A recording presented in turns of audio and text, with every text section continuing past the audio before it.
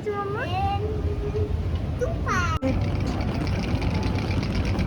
Hello everyone, welcome back to my channel sparkling Sayani. আশা করি সবাই খুব ভালো আছেন, সুস্থ আছেন, আর আমরাও খুব ভালো আছি। আর আমাদের কলকাতা থেকে জার্মানি ফেরার ভিডিওতে আপনারা দেখেছিলেন যে আমরা দুবাই পৌঁছেছিলাম। আর দুবাইতে ইচ্ছে করেই আমরা 10 ঘন্টার লেওভার নিয়েছিলাম যাতে আমরা দুবাইটাও একটু ঘুরে নিতে পারি। কি খাবে তুমি? হ্যাঁ, তোমার চকলেট খিদে পেয়েছে? না মা, এখন এই যে বাবা টিকিট কেটে এসে গেছে, ওই দেখো তোমার চকলেট খিদে পেয়েছে। পেয়েছিস ডে পাস? হ্যাঁ। তো দুবাই এয়ারপোর্টে বেরোনোর পর অভিক গেছিল ওদিকে ডে পাসের টিকিট কাটতে। আর আমরা যেহেতু এখানে একদিনের বেশি থাকবো না, তাই একটা ডে পাস টিকিটই আমাদের জন্য এনাফ ছিল। আর সেটা আমরা এখান থেকেই কেটে নিলাম, কারণ আমাদের এখন প্রথমে যেতে হবে হোটেলে। আর এখানে দুবাইতে পাবলিক ট্রান্সপোর্ট খুবই ভালো। এই ডে পাসের মধ্যে বাস, ট্রাম, মেট্রো সব কিছু ইনক্লুড ছিল। আর এই টিকিটটার দাম ছিল পার পারসন 20-80 মতন।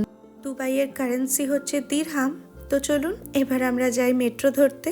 মেট্রো মেট্রো মেট্রো, এখানে জানো মেট্রোতে কোনো ড্রাইভার থাকে না, মেট্রো নিজে নিজে চলে।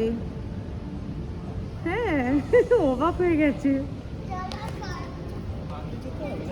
যে এখানে খুশি দাঁড়াতে পারি। এখানকার ড্রাইভারলেস মেট্রো শুনে একদম অবাক হয়ে গেছে দেখুন।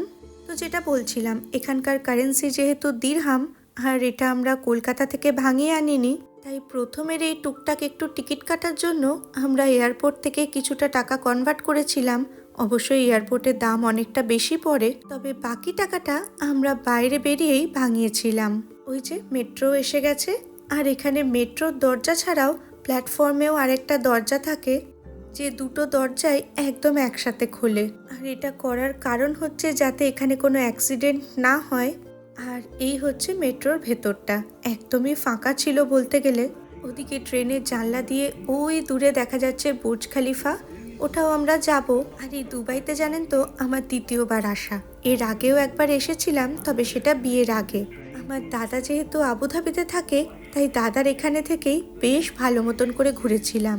আর এবারেও দাদা পুরো প্ল্যান করেছিল ঘোরাবে বলে, কিন্তু শেষ মুহূর্তে দেখা গেল ওটা একটা উইকডে, তাই ওর অফিস, বাচ্চা স্কুল এসব সামলে আসাটা সম্ভব হয়ে ওঠেনি। তবে আমাদেরও খুব একটা বেশি কিছু ঘোরার ছিল না। এরপরে দুবাই ঘুরতে অবশ্যই আরেকবার আসবো।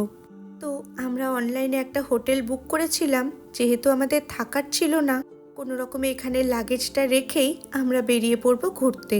তো সেই জন্যই খুব একটা দামি কিছু হোটেল আমরা বুক করিনি। এই হোটেলটা আমরা বুক করেছিলাম আগোরা থেকে, যেটা ভারতীয় টাকায় দাম পড়েছিল ওই 4,600 টাকা মতন। এদিকে দুপুর 2টো বাজতে যায়, আমরা এখন চেক ইন করছি হোটেলে। তবে সত্যি কথা বলতে কি, হোটেলটা যখন বুক করেছিলাম না, হোটেলের ছবি দেখে আমরা আন্দাজও করতে পারিনি হোটেলটা এতটা খারাপ হবে। এর আগে আমরা বিদেশের বহু হোটেলে থেকেছি, কিন্তু এই হোটেলটা একদমই আলাদা অভিজ্ঞতা। তাই চাইলে আপনাদেরকে লিংক আমি দিতেই পারি, কিন্তু আমি বলবো অ্যাটলিস্ট এই হোটেলটা বুক না করতে। যাই হোক, আমাদের তো আর এখানে থাকার নেই, শুধু লাগেজটা রেখেই আমরা বেরিয়ে পড়ব। এই ছিল আমাদের হোটেল রুম।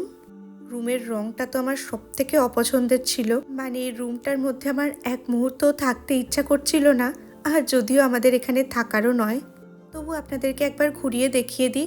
এই ছিল একটা বিছানা, ডান দিকে ছিল একটা ওয়ার্ড্রপ, আর এখানে বেসিক কফি, ইলেকট্রিক কেটল এসব ছিল। আর সাথে দিয়েছিল 2 বোতল জল। দাঁড়ান আপনাদেরকে একবার বাথরুমটাও ঘুরিয়ে দেখিয়ে দিই। এতটাই বেসিক এই হোটেলটা, আমার তো মনে হচ্ছে ইন্ডিয়াতেও বোধহয় এর থেকে ভালো হোটেল হয়। এই ছিল বাথরুমের ভেতরটা। ওদিকে আমাদের ব্যাগপত্র রাখা হয়ে গেছে। চলুন এবার আমরা বাইরে বেরোই, কারণ ওদিকে পেটের ভেতর ছুঁচোয় ডন বৈঠক মারছে। আমরা রেডি? রেডি? চলো, প্রথমেই যাব আমরা এখান থেকে খেতে। আর খাওয়ার জন্য এখন খুব বেশি সময় নষ্ট করব না। আমাদের হোটেলের নিচেই দেখলাম অনেকগুলো খাবার দোকান আছে, আর এখানে সব দোকানেরই বাইরে মেনু কার্ড টাঙানো থাকে, সেটা দেখে আপনি ঠিক করতে পারেন কোন হোটেলে ঢুকবেন। আর দেখুন না, খাবার দোকানের সাথে সাথে এখানে সোনার দোকানও একদম পাড়ায় পাড়ায় বলতে পারেন। তো এখানে বেশ কয়েকটা রেস্টুরেন্ট আমরা দেখলাম কি কি খাবার অপশন আছে। তার মধ্যে থেকে একটা হোটেলেই মনে হলো এটাতে বেশ ভালো খাবার অপশান আছে, তো এটাতেই না হয় যাওয়া যাক। আর ওদিকে তো রনির স্ট্রলার নেই, সারাক্ষণ দেখুন অভিকের কোলে কোলে। আর ওই যে দেখা যাচ্ছে ল্যান্ডমার্ক হোটেল, ওখানেই যাচ্ছি এখন আমরা খেতে। আর এসেই তো প্রথমে জুস অর্ডার করে দিয়েছি, যা গরম এখানে দুবাইতে। তবে বরফের কথাটা বলতে ভুলে গেছি যে ওটা দেবেন না, বরফ দিয়ে দিয়েছে, তাই এখন রনির মন খারাপ, কেন বলনি বরফ না দিতে। তো যাই হোক, বাইরে যা গরম, মনে হচ্ছে বরফ দেওয়া জুসই এখন খুব ভালো লাগবে খেতে। আর তার সাথে এখানে আরও কিছু খাবারও অর্ডার করে দিয়েছিলাম। স্টার্টারে এখানে নিয়েছি ফিশ পাকোড়া, তার সাথে দিয়েছে স্যালাড।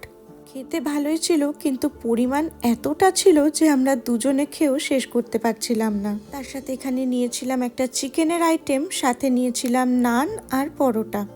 আর বাইরে যে পরিমাণ রোদ্দুর, আমরা তো ভাবছিলাম এখানে বসে এখন আরামসে খাবার খেয়ে সন্ধে না হওয়া পর্যন্ত বেরোবই না।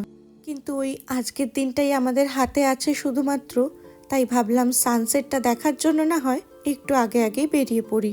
তো সানসেট দেখার জন্য আমরা চলে এসেছি এখন দুবাই ক্রিকে। তবে আমাদের অন্য স্টেশনে নামার কথা ছিল, কিন্তু রনি যেহেতু ট্রেনে উঠে ঘুমিয়ে পড়েছে, তাই আমরা একদম ওই ট্রেনের লাস্ট স্টপেজ ক্রিকে চলে এসেছি। আর এখান থেকে আবার অন্য স্টেশনে যেতে অনেকটা সময় লেগে যাবে, তাই ভাবলাম এখান থেকেই না হয় সানসেটটা দেখে নিয়ে তারপরেই বেরোবো। তো এখান থেকে সানসেট এনজয় করার পর আমরা আবার ওখান থেকে মেট্রো নিয়ে চলে এলাম শহরের মধ্যে। এখান থেকে একটা বোট ছাড়ে, তো এই বোটে করেই আমরা এখন একটু ঘুরবো মানে ওই পারে যাব। ওই পারে রয়েছে সমস্ত পুরনো দুবাইয়ের বাজার দোকান, তো এই বাজার দোকান ঘুরতেই আমরা একটু যাব। কিন্তু দেখুন না, এতটা সন্ধে হয়ে গেলেও এখনও কিন্তু গরম এক ফোঁটাও কমেনি। আর এদিকটা দেখলাম কিছু গিফট অ্যান্ড সুভেনিয়ার্সের দোকানও রয়েছে, তবে এখন আর যাব না, ওই দোকানগুলো আমরা পরে ঘুরবো। কারণ টানা ঘুম দেওয়ার পর রনি এখন একটু উঠেছে, তাই হাঁটছে। কারণ ওকে কোলে নিয়ে নিয়ে ঘোরা এ তো প্রায় অসম্ভব ব্যাপার। তো চলুন, যে জায়গাটা থেকে বোট ছাড়ে এখন সেদিকটাতেই যাই, আর তারপর বোটে করে যাব হচ্ছে ওই পারে। সন্ধে এখন 6:20 মতন বাজে, একটু বাদেই বোট ছাড়বে। আর দেখুন না, এখানে লাইন দিয়ে অনেকগুলো বোট দাঁড়িয়ে আছে। আর বোটের টিকিট হচ্ছে বোটে উঠেই তারপর কাটা যায়, খুব বেশি টিকিটের ভাড়াও নয়। আর এখান থেকে কি সুন্দর লাগছে দেখুন আশপাশটা, চারিদিকটা মনে হচ্ছে একদম আলোয় ঝলমল করছে। আর ভীষণ সুন্দর হাওয়াও দিচ্ছে, এই বোটে বসে হাওয়া খেতে খেতে যেতে দারুণ লাগছিল। আর এই পার থেকে ওই পারে যেতেও খুব বেশিক্ষণ সময় লাগে না, ওই 5 থেকে 10 মিনিট মতন। আর এই রকম বোটে চড়ার অভিজ্ঞতা আমাদের এই প্রথমবার। কলকাতায় যে বোটে চড়েছি সেটা একদম অন্যরকম, আর এখানকার যে বোটে চড়লাম মানে বসার জায়গাটা একদম অন্যরকম। তো কিছুক্ষণের মধ্যেই আমরা চলে এলাম অন্য পারে, যেখানে আছে হচ্ছে সুক। এখানে সুক মানে হচ্ছে মার্কেট বা বাজার। তো এই বাজারটাই এখন আমরা ঘুরে দেখতে এসছি। তবে এই বাজারে ঢুকে প্রথম যেটা মনে হলো, একদম ঠিক কলকাতার নিউ মার্কেটের মতন। দেখুন এত সুন্দর সুন্দর এগুলো দেখতে লাগছিল। তবে আমাদের খুব বেশি কিছু কেনার জায়গা নেই, কারণ চেক ইন লাগেজ তো আমাদের অলরেডি চলে গেছে। হাতে রয়েছে শুধু কেবিন লাগেজ, তাই কেবিন লাগেজের মধ্যে আমরা খুব বেশি জিনিসপত্র নিতে পারবো না। যদিও ওই চেক ইন লাগেজগুলো একদম আমরা কলকাতা থেকেই পুরো ভর্তি করে নিয়ে এসছি। তবে এখান থেকে আমাদের টুকটাক কিছু জিনিস নেওয়ার আছে, যেমন হচ্ছে প্রথম আমরা এখান থেকে জাফরানটা নেওয়ার ইচ্ছা আছে। আর তাছাড়া অভিকর অফিসের জন্য একটু চকলেট কুকিজ এই সমস্ত নেবে। ওদিকে দেখুন না, রনিও আর পারছে না, আবার ওর বাবার কোলে উঠে পড়েছে। তো এখানে একটা আখের রসের দোকান দেখতে পেলাম, ভাবলাম এখান থেকে একটু আখের রস খাই। তো ওখান থেকে আমরা আখের রস কিনে নিয়ে এখন আবার ঢুকে পড়েছি মার্কেটটা ঘুরে দেখতে। এখানে কত রকমের মশলা একবার দেখুন। আর শুধু যে অনেক রকমের মশলা তাই নয়, কি দারুণ কালারফুল। আমার তো এগুলো দেখে মনে হচ্ছে যেন মশলা নয়, আবির রাখা আছে। দেখছেন কত রকমের কালার, আর কি সুন্দর সুন্দর রঙগুলো, তাই না? এত রকম মশলাও যে হয়, তবে কোন মশলার কি নাম সেটা লেখা নেই বলে বুঝতে পারছি না, কিন্তু সব মিলিয়ে দারুণ সুন্দর একটা গন্ধ বেরোচ্ছে। আর আমরা এখন খুঁজছি একটু জাফরান, শুনেছি এখানে জাফরান খুব ভালো পাওয়া যায়। এই জায়গাটা পুরো কার্পেটের দোকান, ওই তো দেখতে পাচ্ছি। এখানে এক দুটো দোকান ঘুরে নিয়ে একটু জাফরান কেমন পাওয়া যায় সেটা একটু জানি। कौन सा आपके पास बेस्ट वाला। हाँ बेस्ट है और क्या प्राइसेस है? ओके, प्राइस ज़्यादा महंगा नहीं है, जस्ट $2 million। মোটামুটি একটা দাম সম্পর্কে আইডিয়া হলো। তো এখন এসছি আরেকটা দোকানে, আর ওদিকে দাদাকে ফোন করে জিজ্ঞেস করলাম যে এখানে দরদাম চলে নাকি। তো বললো এখানে নাকি বেশ ভালোই দরদাম করা যায়। তো এসেছি এখন আরেকটা দোকানে। এই দোকানে জাফরানের সাথে অনেক রকম চকলেটসও ছিল। তো অভিক এখন ওর অফিসের জন্য কিছু চকলেট নিয়ে নিচ্ছে। আর ওদিকে রনিও একটা চকলেট পেয়েছে গিফট হিসাবে। তো এই দোকানেও দেখলাম জাফরান রাখা আছে। আর এই দোকানে জাফরানের দামটা আগের দোকানের চেয়ে একটু কম। আর তারপর আমরাও আবার একটু দরদাম করলাম। জাফরানটা বেশ ভালোই লাগলো। তো এখান থেকে আমরা একটুখানি জাফরান নিয়ে নিয়েছি। এবার যাব হচ্ছে আমরা এখান থেকে একটা সুভেনিয়ারের দোকানে। উল্টো দিকেই দেখলাম অনেক সুভেনিয়ারের দোকান আছে। খুব বেশি তো ঘোরার সময় নেই। আর ওদিকে রনি একটু বেশি হাঁটলেই ওর বাবার কোলে চেপে পড়ছে। তো আমরা তো দুবাইতে পরে আবার অবশ্যই আসবো। তো এখন একটা ম্যাগনেট তো নিতেই হয়। আর কিছু নিই না নিই একটা ম্যাগনেটেরই খোঁজ করছিলাম। তো এখানে ম্যাগনেটগুলো বেশ ভালোই লাগলো দেখতে। রনির পছন্দ মতোই একটা ম্যাগনেট আমরা নিয়ে নিয়েছি। এবার আমরা যাব দুবাই মলের উদ্দেশ্যে। যাওয়ার পথে এই জায়গাটা এত সুন্দর লাগছে দেখতে। বহু লোক এখানে বসে আছে। একটা রেস্টুরেন্টও বোধহয় আছে এখানে। প্রায় 7:45 মতন বেজে গেছে। অভিক ওদিকে রাস্তাটা দেখছে। ওই তো এই রাস্তা দিয়ে সোজা গেলে হচ্ছে দুবাই মল। তবে এ তো দেখছি প্রায় এয়ারপোর্টের মতন। দুপা করে যাচ্ছি আর একটা করে অ্যারো দেওয়া দুবাই মল এদিকে। ওই দেখুন এখন আবার বলছে বাঁদিকে। কত রাস্তা যে ঘোরালো।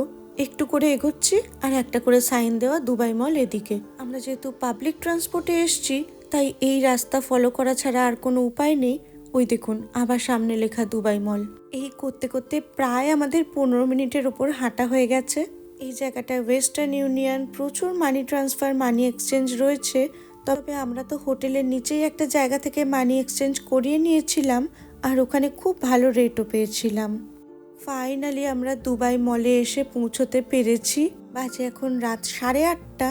আর এই মলটাতেও আমার এই নিয়ে দ্বিতীয়বার আসা। তবে অভিকেই প্রথমবারই এলো। এখানে আসার একটাই উদ্দেশ্য হচ্ছে মলটা ঘুরে দেখা নয়, যাব আমরা এখান থেকে বুর্জ খালিফাটা দেখতে। দেখবো অবশ্য শুধু বাইরে থেকেই, কারণ ভেতরে ঢোকার টিকিট আমরা কেটে রাখিনি। আর আমার যদিও আগের থেকেই ঘোরা, কিন্তু ভাগ্য ভালো এবারে টিকিট কাটিনি। কারণ অভিক একরকমের প্ল্যান করেছে আর রনির ঘুমিয়ে পড়ার জন্য সব প্ল্যান অন্যরকম হয়ে গেছে। ওদিকে দুবাই মলও তো বিশাল বড়, তবে এতগুলো দোকান এখন আর ঘোরা সম্ভব নয়। পরে যখন আসবো না হয় দেখা যাবে। যদিও দুবাই মলকে বলে ওয়ার্ল্ডের লার্জেস্ট মল, তবে খুব সম্ভবত এখন সেই জায়গাটা নিয়ে নিয়েছে তেহরানের ইরান মল। আর এটা হয়তো সেকেন্ড বা থার্ড লার্জেস্ট হবে। আর আমরা এখন নিচে চলে এসেছি। এখান থেকে আমরা দেখব এখন বুর্জ খালিফা। রাত্রিবেলায় আলোগুলো জ্বললে এত চমৎকার দেখতে লাগে। এই হচ্ছে সেই বুর্জ খালিফা। দুবাই মল লার্জেস্ট না হলেও বুর্জ খালিফা হচ্ছে ওয়ার্ল্ড টলেস্ট টাওয়ার। এর উপর থেকেও ভিউটা দুর্দান্ত লাগে দেখতে। আর এখানে একটা ফাউন্টেন শো হয়, ওটার জন্যই ওয়েট করছি আমরা। আর এই বুর্জ খালিফাতেও এই লাইটিংটা সমানে চেঞ্জ হতে থাকে। কি অসম্ভব সুন্দর লাগছে দেখুন আশপাশটা। 9টা বাজতে আর মিনিট কয়েক বাকি আছে। 9টা থেকেই শুরু হবে ফাউন্টেন শোটা। বুর্জ খালিফার উপর থেকেও দেখা যায় এই যে নিচে যে জলের জায়গাটা, এখানে এই ফাউন্টেন শোটা হয়।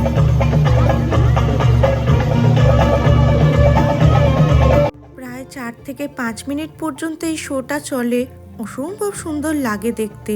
আর আগের থেকে না এলে আপনি সামনে জায়গাও পাবেন না, এতটাই ভিড় হয়।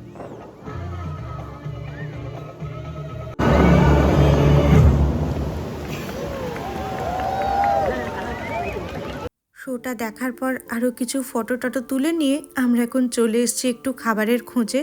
রনির প্রথমেই ডোনাট খেতে ইচ্ছে হয়েছে, তো ওর জন্য কিছু ডোনাট কিনে নিয়ে আমরা যাব ডিনারটা নিতে। আর ডিনারে সবার আগে আমার পছন্দ হচ্ছে চাইনিজ আর ওর পছন্দ হচ্ছে ইন্ডিয়ান। তো ওর ওদিকে চোখ পড়ে গেছে ইন্ডিয়ান প্যালেস বলে একটা দোকানের দিকে, আর আমিও খুঁজে পেয়ে গেছি আমার চাইনিজ খাবার। দাদা অবশ্য দুটো রেস্টুরেন্টের নাম বলেছিল, কিন্তু আমাদের হাতে এখন অতটা সময় নেই যে ওখানে গিয়ে খাবার। পরের বার আসলে অবশ্যই ট্রাই করব। তো এখন এসছি আমরা চাইনিজ খাবার নিতে। এখানে দুবাই মলের যে ফুড কোর্ট আছে সেখানেই নানান রকমের খাবার রয়েছে। তো আমরা এখন নিয়ে নিচ্ছি চাইনিজ খাবার। আর এই যে ইন্ডিয়া প্যালেস, এখান থেকে অভিক নিয়ে নিচ্ছে ইন্ডিয়ান কিছু খাবার দাবার। এখান থেকে সমস্তটাই আমরা প্যাক করে নিয়ে যাব হোটেলে গিয়ে একবারে আমরা ভালো মতন করে খাবো। কারণ হোটেলটা যেহেতু একদম এয়ারপোর্টের সামনেই নিয়েছি, সেজন্য আমরা এখন এখান থেকে চলে যাব হোটেলে। তাহলে আর অতটা তাড়াহুড়ো থাকবে না যে তাড়াতাড়ি করে খেয়ে আবার বেরোতে হবে। এখান থেকে আমরা আবার দুবাই মেট্রো ধরেই ফিরে যাব। আবার সেই লম্বা হাঁটা। আসার সময় লেখা ছিল দুবাই মল কোন দিকে, আর এখন লেখা আছে দুবাই মেট্রো কোন দিকে। চলুন যেমন যেমন অ্যারো দেওয়া আছে লম্বা হেঁটে পৌঁছে যাই দুবাই মেট্রোর কাছে। আর মেট্রো করে আমাদের এই হোটেলের কাছে পৌঁছতে পৌঁছতে প্রায় রাত 11টা বেজে গেল। তবে দুবাই রাতের শহর, প্রচণ্ড সেফ, এখানে এমনিতে কোনো ভয় নেই। দেখুন না, এত রাতেও রাস্তায় কত লোকজন। এদিকে ছিল একটা গ্র্যান্ড আউটলেট, আমরা ভেবেছিলাম একবার ঢুকে দেখব, কিন্তু না, সে আর এখন হবার নয়। আর একটু চলো, ওখানে দাও কার্ডটা। এটা হচ্ছে চাইনিজ প্লেটারটা। ইন্ডিয়ান খাবারটা এখন আর খুলিনি। চাইনিজ খাবারই অনেকটা দিয়েছিল, এটাই আমরা এখন ভাগ করে খাবো। এটা ছিল একটা কম্বো। তো চলুন তাড়াতাড়ি খেয়ে নিয়ে আবার বেরোতে হবে এয়ারপোর্টের উদ্দেশ্যে।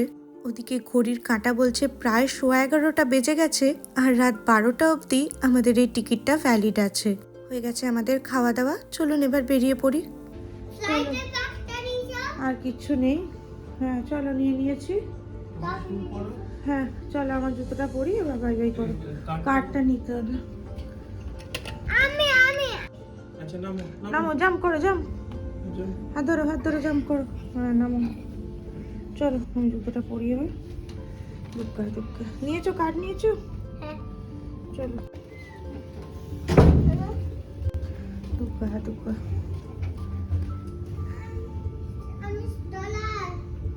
হ্যাঁ এবার তুমি স্টলার পাবে মা, অনেকক্ষণ चलो থেকে एयरपोर्ट বলছি। में नेमे स्टॉल এবার এয়ারপোর্টে নামবো, স্টলার, ব্যাস হয়ে গেল। সত্যি বাচ্চা নিয়ে স্ট্রলার ছাড়া ঘোরা যে কি মুশকিলের। যাকে দেখি এয়ারপোর্টে গিয়ে স্ট্রলার পাই কিনা। আপাতত এখান থেকে চেক আউট তো করি। রাত এখন বাজে 11:15, তবে রাস্তা দেখে একদমই বোঝার উপায় নেই যে এত রাত হয়ে গেছে। আর এই বাঁদিকে যে খেলনার মেশিনগুলো দেখছেন, এরকম মেশিন এখানে গোটা রাস্তায় ভর্তি। আর রনি তো যেখানেই দেখছে সেখানেই বায়না করছিল। তবে এই মেশিনগুলোকে আমার কেন জানি না স্ক্যাম মনে হয়, তবে বাচ্চাদের দৃষ্টি আকর্ষণের জন্য তো যথেষ্ট। তো চলুন, আমাদের হাতে আছে আর মাত্র 15 মিনিট। এখানে তো স্ক্যান করে ঢুকে গেলাম, কিন্তু এবার বেরোনোর সময় যে কি হবে সেই নিয়ে রয়েছে চিন্তায়। আপাতত আমরা পৌঁছে গেছি দুবাই মেট্রো স্টেশনে। এই স্টেশনটার নাম হলো আল রিগা। আর যেহেতু খুব বেশিক্ষণ মেট্রো চলবে না, তাই দেখুন না স্টেশনটা একদমই প্রায় বলতে গেলে ফাঁকাই। আর ওদিকে বোর্ডেও শো করছে এটাই হলো লাস্ট মেট্রো। তো যাই হোক, আমরা লাস্ট মেট্রো ধরতে পেরেছি। তবে না হলেও খুব একটা অসুবিধার কিছু ছিল না, কারণ এখান থেকে তো এয়ারপোর্ট একদমই কাছে। আর এখান থেকে ট্যাক্সি নিয়েও এয়ারপোর্ট যাওয়া যেত। ওদিকে ট্রেনের ভেতরেও বলতে গেলে একদমই ফাঁকা। আর আমরা ওই ইন্ডিয়ান খাবারের প্যাকেটটা নিয়ে উঠে পড়েছি এখন ট্রেনে। আর এখানে ট্রেনে ঢোকা বেরোনো দুক্ষেত্রেই স্ক্যান করতে হয় টিকিটটা। তো ঢুকে তো পড়েছি, দেখি এবার 12টা বেজে গেছে, বেরোতে পারি নাকি। ওই তো হয়ে গেছে। দুগ্গা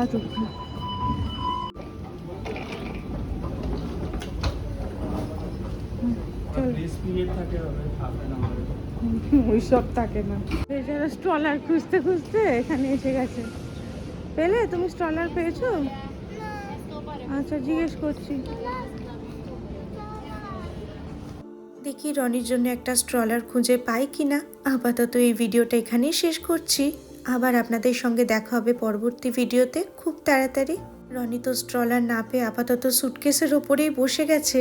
আমরাও আস্তে আস্তে যাই ফ্লাইট ধরতে। আপনারাও খুব ভালো থাকবেন, সুস্থ থাকবেন আর আনন্দে থাকবেন। দেখা হচ্ছে পরের ভিডিওতে। তাহলে আজকের মতন টাটা।